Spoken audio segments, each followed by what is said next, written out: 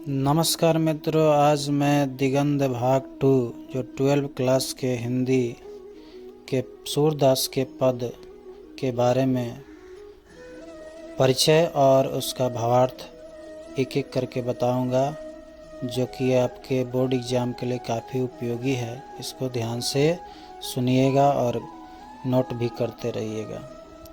सूरदास का जन्म 1478 ईस्वी के आसपास माना जाता है।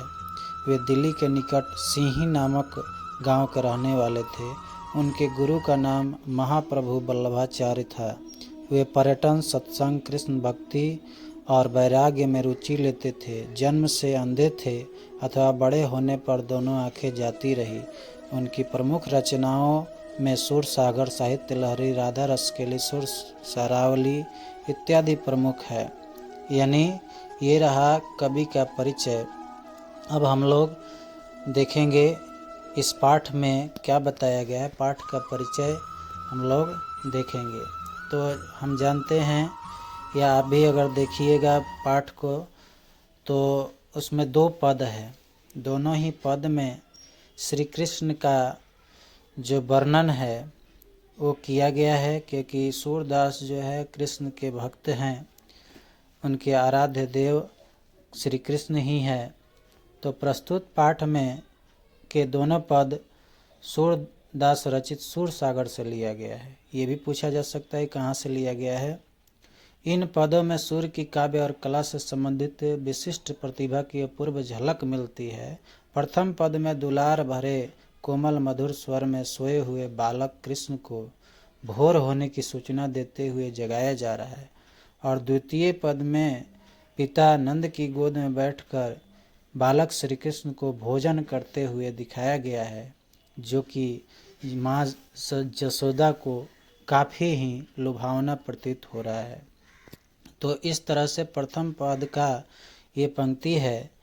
जाग ये ब्रजराज कुंवर, कमल कुसुम फूले, कुमुद वृंद संकुचित भय, भृंग लता भूले। तो इसका हम लोग भावार्थ एग्जाम में कैसे लिखेंगे, हर भावार्थ को इसी तरह से लिखेंगे, जो कि आप नोट करते जाइएगा। प्रस्तुत पद वात्सल्य भाव के हैं और सुर सागर से संकलित है, जिसमें सूरदास जी मातृ स्नेह का भाव प्रदर्शित कर रहे हैं। माता यशोदा अपने पुत्र कृष्ण को सुबह होने पर जगा रही है। वो कहती है कि हे ब्रज के राजकुमार, अब जग जाओ। कमल पुष्प खिल गए हैं तथा कुमुद भी बंद हो गए हैं। यह एक रात्रि में खिलने वाला पुष्प होता है, और भ्रमर जो है वो कमल पुष्पों पर मंडराने लगे हैं। अगला एग्जाम्पल देते हुए इस पंक्ति को दर्शाया गया है कि तमचूर खग रोर सुना, बोलत बनराई, रामवती गो, खरिकनी में बछरा हित धाई। यानी ये भी एग्जाम्पल दे रही है माँ जसोदा। तो इसको भी हम इस तरह से लिखेंगे अगर ये पंक्ति पूछा गया तो प्रस्तुत यहाँ पर प्रस्तुत दे दीजिएगा। वात्सल्य भाव के हैं, और प्रस्तुत जो पद है वो वात्सल्य भाव के हैं और सुर सागर से संकलित है, जिसमें सूरदास जी मातृ स्नेह का भाव प्रदर्शित कर रहे हैं। माता यशोदा अपने पुत्र कृष्ण को सुबह होने पर जगा रही है। वह कहती है कि हे ब्रज के राजकुमार, अब जग जाओ। सवेरा होने के प्रतीक मुर्गे जो की आवाज़ होती है और पक्षियों और चिड़ियों का कलरव प्रारंभ होता है, वो शुरू हो गया है। गौशाला में जो बछड़े हैं वो भी रम्हाने लगे हैं, यानी वो भी चिल्लाने लगे हैं, तुमको याद करने लगे हैं। तो हे कृष्ण, तुम अब जग जाओ, सवेरा हो चुका है। अगला है विधु मलिन रवि प्रकाश गावत नर नारी, सुर श्याम प्रातः उठो अम्बुज करधारी। यानी इसमें भी वही बात लिखेंगे, और इसका अर्थ यही है कि अब जो है विधु मलिन, यानी जो चंद्रमा है वह मलिन हो गया है, उसका प्रकाश जो है अब धीरे धीरे घटता जा रहा है, यानी अब वो छुपता जा रहा है। सुबह के समय यही दृश्य होता है।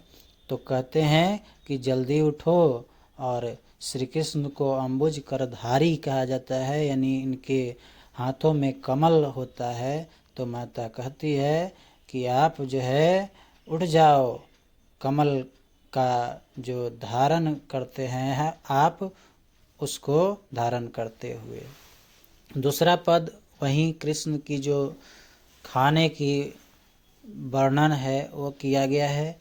इसमें जेवत श्याम नंद की कन्या, जेवत का मतलब होता है खाते हुए, श्याम यानी कृष्ण, नंद की कन्या, कन्या मतलब होता है गोद, यानी श्याम जो है यानी कृष्ण जो है वो नंद की गोद में बैठकर खा रहे हैं। और कुछ कछुक खात कछु धरणी गिरावत, छवि निरखती नंदरनिया। जिस दृश्य को देख रही है कौन? नंद रनिया यानी यशोदा जी। और कुछ खाते हैं, कुछ पृथ्वी पर गिराते हैं, धरती पर गिराते हैं, जिसको देखकर माँ यशोदा धन्य हो जाती है। अगला पंक्ति होगा, ठीक है। अब इसमें वर्णन है कि उनको खाने के लिए कौन कौन सा जो व्यंजन है वो दिया गया है और वो किस तरह से उसको खाते हैं। बरी बरा बेसन बहुभाति व्यंजन, विविध अंगनिया डारत खात लेत अपनय कर, रुचि मानत दधि दुनिया। यानी उनके सामने बहुत प्रकार का व्यंजन यानी खाने योग्य खाद्य पदार्थ जो है रखा हुआ है, जिसमें बेसन की 12 बरी ये सब रखा हुआ है ना, तरह तरह का भोजन रखा हुआ है, मिष्टान रखा हुआ है। लेकिन वे सबको खा चख चख कर और उसको डाल देते हैं, अलग कर देते हैं। और जो इनकी रुचि है वो दही के पात्र में है, उसी को ये अपने हाथों से उठाते हैं और उसी को खाते हैं। फिर वो क्या करते हैं? मिश्री दधी माखन मिश्रित करी, यानी मिश्री और दधी को माखन को एक में मिला देते हैं। मुख नावत छवि धनिया, आपुन खात नंद मुख नावत, सो छवि कहत न बनिया। यानी उन्हें दही अधिक पसंद है, वे मिश्री दही और मक्खन को मिलाकर अपने मुख में डालते हैं। यह मनोरम दृश्य देखकर माँ यशोदा धन्य हो जाती है। वे खुद भी खाते हैं और कुछ नंद जी के मुंह में भी डालते हैं, जिस दृश्य को देखकर माँ यशोदा अति प्रसन्न हो जाती है। यानी अपने माँ जो है अपने बेटे को देखकर खुश होती है, उसका तो बहुत बड़ा जो है वर्णन है। और उसमें भी माँ यशोदा जो कृष्ण को देखती है उसके बारे में सूरदास कहते हैं कि उसका जो छवि है वो बहुत ही दुर्लभ छवि है, जिसको देख पाना हर व्यक्ति के बस की बात नहीं है और सौभाग्य प्राप्त नहीं होता है इस दृश्य को देखने का सबको। आगे कह रहा है कि जो रस नंद जसोदा बिलसत, सो नहीं तेहु भुवनिया, भोजन करी नंद अचमन लिन्हो, मांगत सूरज उठनिया। कह रहा है कि यह रस जो है ये तो उन्हीं को मिलेगा जो भाग्यशाली होंगे, जिसमें नंद और जसोदा दोनों ही शामिल है।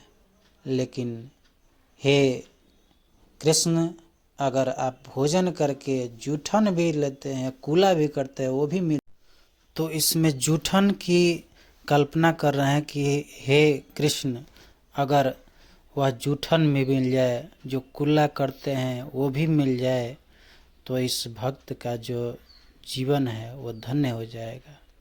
इस तरह से सूरदास जी अपने कृष्ण भक्ति को प्रदर्शित कर रहे हैं और इसी का आनंद उठाते हुए ये धन्य हो रहे हैं। धन्यवाद। आपका दिन मंगल।